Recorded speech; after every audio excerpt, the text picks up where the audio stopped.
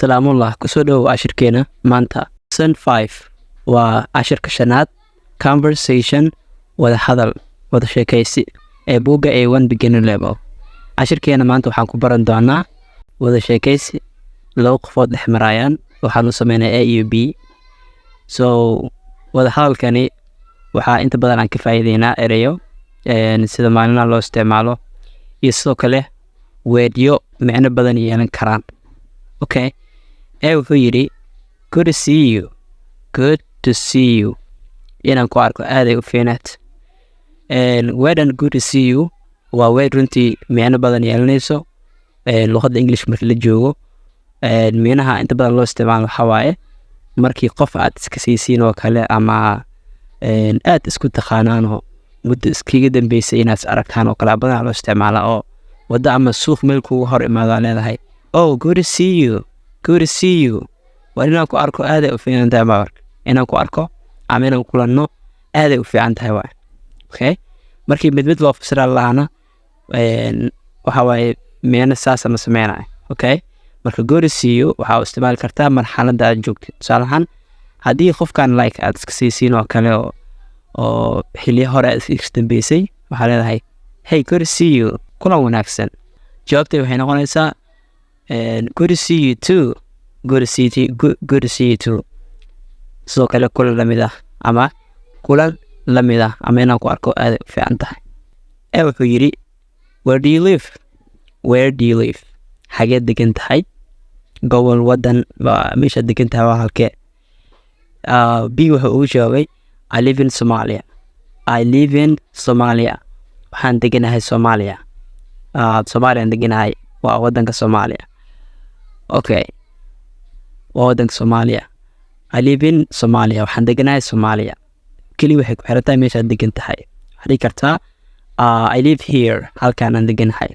Meeshaad joogtaan. I live in here. I live in here. Halkaanaan deganahay. Waxaad dhihi kartaa waxaan ku marka live in badan waxaa loo isticmaalaa meeshaad degan tahay oo deegaanka uu yahay oo family waxaas aad la joogtid waa marka. Waxaad dhihi kartaa I live in Canada. Canadaan deganahay. I live in suburb. Waxaan deganahay tuulada. Marka meesha deganta ay ku xiran tahay. Okay. Su-aasha weydii waxaa marka what part of Somalia? Su-aashii hore ahayd xageed degan tahay asi wuxuu yidhi I live in Somalia. Waxaan deganahay Soomaaliya. Su-aasha kale weydii waxaa waaye what part of Somalia? What part of Somalia? Soomaaliya xageed ka degan tahay? Soomaaliya halkeed ka degan tahay oo dhinaca wadan magaaladee oo ka degan tahay ama tuuladee aad degan tahay? What part of Somalia? Soomaaliya halkeed ka degan tahay? Wuxuu jawaabay wuxuu dhahay Baydhabo, the southwest. Baydhabo waxaan deganahay Baydhabo. The southwest wuxuu sii daray meesha kasii tahay oo ah the southwest koonfur galbeed.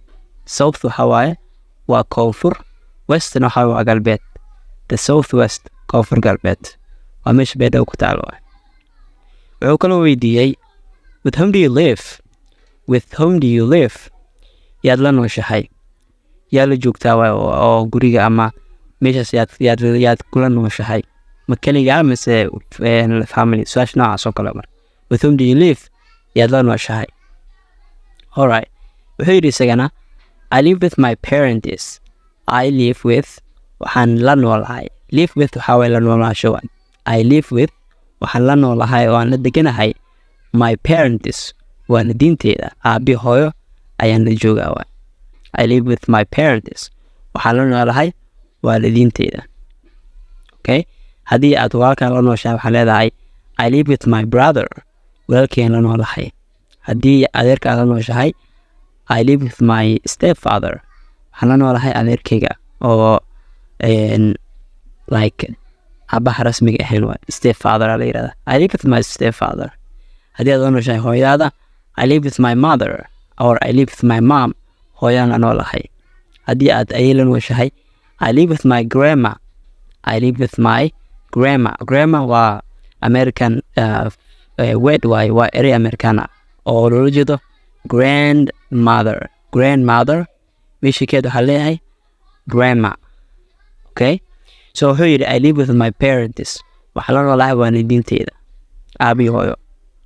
Okay, wuxuu weydiiyey marka are they alive miyay nool yihiin oo ma joogaan waay marka are they alive ma nool yihiin oo kale waay are they alive ma nool yihiin masha Allah kaasuu yidhi yes they are alive way nool yihiin yes they are alive way nool yihiin are they alive ma joogaan oo ma nool yihiin yes they are alive way joogaan oo way nool yihiin so cashirka meeshaas ku egyahay halkan cashir guud oo sheekaysi meeshaas ku egyahay waxaa noo muuqdo erayo muhiim ah oo u baahan inaad si fiican u fahanto ereyga koowaad waxa waaye good waxaan kusoo qaadanay cashirka qaybihiisa hore good waxa waaye nice aa loola jeedaa fiican oo kale marka nice fiican nice wax fiican waaye ereyga labaad waa jumlad waa phrase waaye what part waa halkee waa qaybtee waaye what part waxay su-aasha Soomaali xageed kaga nooshahay what part marka what part waxaa kaloo isticmaali kartaa where's about aad dhihi kartaa si fudud where's about tusaalahaan meesha uu degan yahay saa wadanka kuu tilmaamay waxaa leedahay where's about xageed kaga degan tahay waay okay tusaala waxaan ku dhahay I live in Hargeysaan deganaha ku dhahay where's about xageed ka degan tahay malba marka where's about aleeda qof where's about xageed ka degan tahay okay ereyada saddexaad waxaa waaye waa south north east west waaye south waxaa waaye waa koonfur north waxaa waaye waa